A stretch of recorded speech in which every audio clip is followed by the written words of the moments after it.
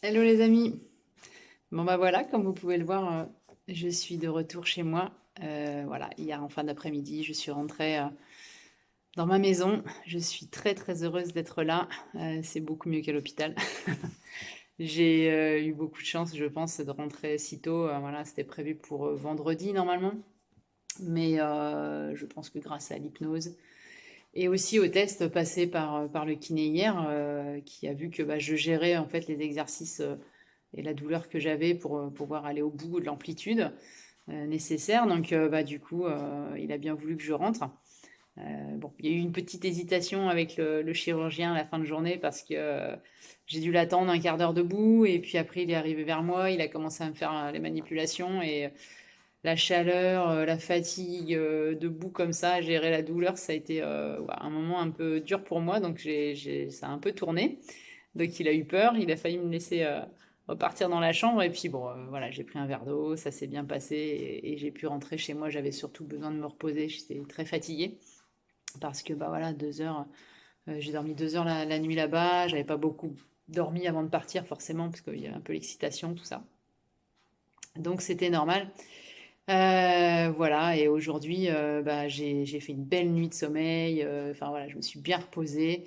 J'ai bien mangé, donc je suis vraiment en meilleure forme, même si je continue à me reposer parce que bah, les exercices, c'est toutes les heures, 15 minutes, il faut quand même aller tirer. Donc ça, c'est ça qui me prend vraiment plus sur mon état voilà, physique. Gérer cette douleur, mais c'est top, ça se passe bien. Et je prends pas de médicaments, hein, comme vous pouvez certainement le supposer. Et ils m'ont proposé encore une fois un beau cocktail de tramadol, je sais même pas encore comment ce médicament il peut encore être délivré, tellement j'en ai entendu parler, moi, maintes et maintes fois, voilà, c'est quelque chose qui est très très mal supporté. Beaucoup d'effets secondaires. J'ai un ami patient qui en a pris, qui a été dans un état, voilà, limite avec, enfin, dépressif, envie suicidaire. Enfin, voilà, c'est vraiment un très, très mauvais médicament, même si pour moi, il n'y a pas de bons médicaments, j'ai envie de dire. Mais les autres, je les ai avec moi, l'ibuprofène, le doliprane, j'en ai, voilà, ils sont arrivés chez moi, ils sont là au cas où, mais sincèrement, principalement, j'utilise que du CBD. Voilà, Salomé m'avait conseillé ça quand j'étais déjà à l'hôpital l'année dernière. Ça avait très bien fonctionné sur moi. J'en reprends un peu là depuis mardi. Et ça se passe très bien avec ça, c'est super. Je mettrai d'ailleurs peut-être la petite pub pour M-Protein, la marque qu'elle m'avait conseillé, et avec son code promo qui est le code Salomé. N'hésitez pas en tout cas à en prendre, c'est quelque chose voilà, où il n'y a pas d'accoutumance, il n'y a pas d'effet secondaire, à part le fait que bah, ça vous soulage, ça vous apaise, ça fait du bien. Donc faut pas hésiter. Et sinon, je voulais vous revenir un petit peu sur comment l'expérience que j'ai pu vivre sur l'hypnose, hein. Je vous en avais parlé déjà mardi, puis un peu hier, que j'allais vous expliquer un peu ce moment incroyable que j'ai vécu. C'est vrai que j'ai reçu beaucoup de messages pour me dire que bah waouh, c'était impressionnant, que beaucoup de gens qui me disent ouais mais moi j'y arrive pas, c'est difficile, c'est franchement j'ai déjà essayé, c'est trop compliqué, moi je j'arrive pas à partir tout ça. Et je comprends tout à fait parce que bah moi il y a encore quelques temps c'était pareil. J'avais pas ce lâcher prise, j'arrivais pas à partir, j'avais trop de contrôle en fait pour pouvoir réussir à visualiser, à aller dans ce monde, voilà, et de pouvoir. En fait, j'ai envie de dire, on a l'impression de déconnecter, mais en fait, c'est se reconnecter à soi, c'est être vraiment profondément avec soi-même et avoir confiance en soi. Et je pense que quand on veut tout contrôler vraiment, on a ce manque de confiance en nous et du coup, on a du mal à lâcher prise.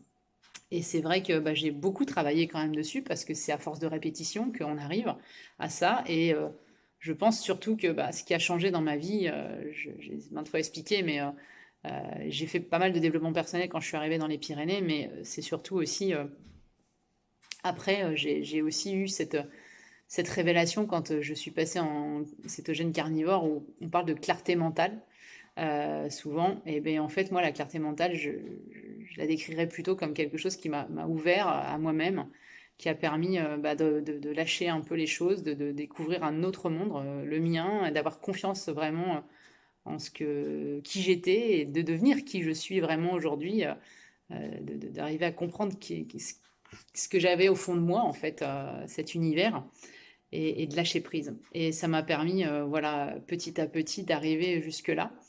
Et bien sûr aussi, à force d'entraînement, beaucoup de cohérence cardiaque. Donc, bah, la respiration t'aide vraiment à te reconnecter. Et bah, je vais pas vous mentir, hein, c'est vrai que ce qui m'aide aussi énormément, c'est mes arbres, c'est la sylvothérapie, c'est la reconnexion à mes cinq sens, à mes sensations. Ça, c'est hyper important pour moi. Donc, ça m'a vraiment permis d'aller encore plus à l'écoute de moi. Et certes, avant la chute, avant cet accident que j'ai eu, c'était c'était un peu une course effrénée parce que je découvrais tout ça. C'était tellement beau, impressionnant, magique, rempli d'énergie aussi bien mentale que physique, que, que bah, je partais un peu comme un cheval au galop, quoi. J'allais partout, je courais partout, j'avais envie de rattraper quelque chose, en fait, de rattraper l'impression d'avoir perdu de mon temps, en fait, dans ma vie, et d'arriver à cet âge-là et de ne pas avoir vu assez de choses. Et j'ai débordé tellement d'énergie que j'avais envie de courir encore plus vite après tout ça. Et l'accident a été là pour me montrer que bah, il y avait encore plein de choses à découvrir et qu'il fallait prendre le temps et que j'ai le temps de découvrir. Et ça m'a permis de me poser et d'aller chercher encore plus profondément en moi bah, cette patience, cette appréciation des choses, ce plaisir à la contemplation et à l'écoute de mes sensations encore plus profondes. Et aussi, ça m'a permis de gagner encore plus en confiance en moi et d'apprécier d'avancer avec mon corps aujourd'hui main dans la main et d'aller plus loin. Et ça m'a permis de découvrir cette chose quand je suis arrivée donc au bloc et tout. J'étais vraiment paisible, j'ai envie de dire. J'avais pas. Bon, il y avait une attente un petit peu hein, quand même au début. Pas d'appréhension, mais bah, voilà, un petit moment de questionnement sur comment ça va se passer. Puis bah, il y a ça, se lâcher prise grâce à ça. Beaucoup de respiration et bien sûr, bah, j'ai été paisible, j'ai réussi à partir. Je n'aurais jamais pensé même aussi longtemps puisque, bah, en fait, à un moment donné, il y a eu le voyage et tout ça, et j'ai commencé à ressentir certaines choses qui ont commencé par plutôt le côté olfactif, où j'ai commencé à ressentir, à sentir des choses autour de moi, et puis des sensations dans mon bras, dans ce qui se passait autour de moi.